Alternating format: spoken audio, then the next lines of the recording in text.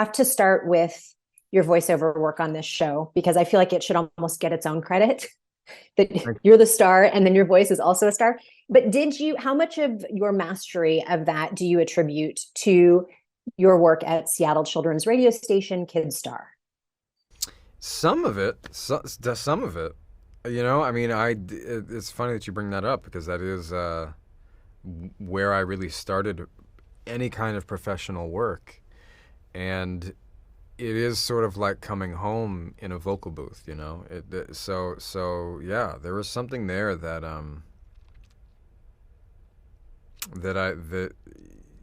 I loved then. It turned into acting, you know, but there's something about a vocal performance that I do love.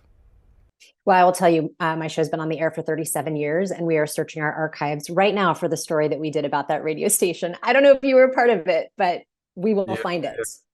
Well, you know what I just recalled? I was on the cover of some kind of like Seattle Times, you know, the art section they were doing a story on Kidstar, and I was like the kid they used on, you know, just for like the little op-ed or whatever it was, a little editorial piece. Amazing. I'm going to do some detective work. Okay, Joe always vows never again. Is there something that you always break as a promise to yourself in real life? Yeah, probably. I mean, you know, when you're not angry, you think to yourself like, I would like to not get angry again. You know, like let's just like not get angry. Yeah. You think about it, is there justification to anger? Like what like but of course, then every time you get angry, there you go. I can't think of a promise that I'm really breaking with myself. Like uh uh uh I don't spend that much time on social media, actually, to be honest, for somebody in my position. But still, when I'm on it, it feels like too much. That's fair. It does. I think any time on it is probably a little bit too much. It just does. It's like my breathing changes, and I'm like, oh, I have anxiety. And it's just like not. It's not a thing. It is fun to see Joe's transition this season. Other than acting, if you were going to teach something, is there something in your life that you have expertise at that you know you could pass on to other people? Expertise? No. I mean, like, you know, do I have expertise in acting in some way, at least even just professionally, like what it is to be on set and all that? I do have that.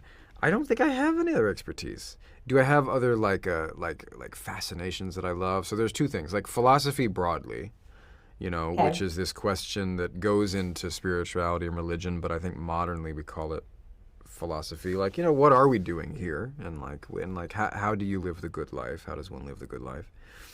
Um, but then, as a real field of study, uh, I love physics. Now, I'm not a mathematician. I think I was in like some AP math class, but like not, you know, I'm not saying that I'm able to do that. But conceptually, I'm really fascinated with quantum mechanics, and I read a lot of books that break that down conceptually again. And I love it. I really do love it. There's a book by Donald Hoffman called "The Case Against Reality," where like the leading physics are. I'm not even going to go into it because it's so sensational sounding. If I was just to say it, but it's pretty cool. I feel like I have just spoken to the good side of Joe Yeah, with yeah. everything you just said. That's fantastic. Well, Tati, look at you. I mean, Thank you. Thank you. Thank you look amazing. Thanks so much. It is it is so fun to seeing Marienne this season, and she looks fierce, but she looks different.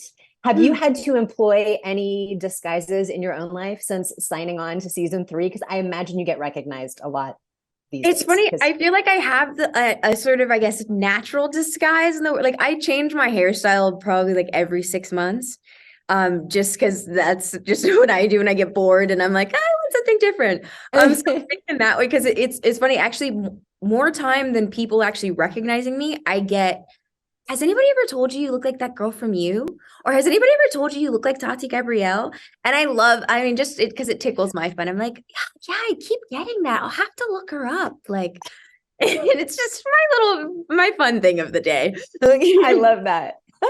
Okay, obviously, we see you running from Joe in the show, what makes you run toward Penn in real life? What is his most endearing quality? That's such a wonderful question. That just really touched my heart. Penn is one of the most, I think, generous, just giving people that I've ever met. Like, just so genuinely caring for everyone. He's not a person that will prioritize based on your status as a person or where you fall into the industry or anything like that. He's a person that just really comes from the heart with everything that he does, both in life and in work. So those are the things that why everyone should run to Penn. He's got a really big heart. How would you say that, without giving anything away, because I don't want to spoil anything for anyone, but how would you say Marienne has changed or grown emotionally since we last saw her? I think that she, without giving anything away. I know it's so right. Well, I mean, I think that just this season in general, we see Marienne, I think,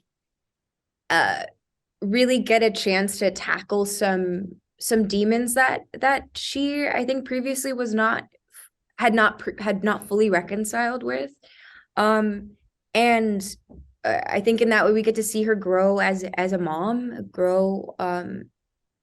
still trying to find herself. And that only creates more solidarity between her and her child. Yeah, I'll leave it there. Is very well done. That was a tiptoeing on a tightrope act, and I applaud you for it. This is obviously a very fun and bingeable show, but there are layers and there are lots of commentaries about gender, race in season 4, also class. What do you sort of hope audiences can take away if they want to dig a little deeper? From this season or from just the show in general? I guess we'll say in general. So as, again, to not give anything away about this season. Fair. I think one, I hope that people just take away and heed the warning of keeping privacy and sort of keep it and not feeding so much into social media and things like that. I hope people also see the importance of mental health. There's a difference between appreciation and infatuation, and that we should all find the value in ourselves and in others that is not a vision that we've created of them, but seeing them as clearly as possible.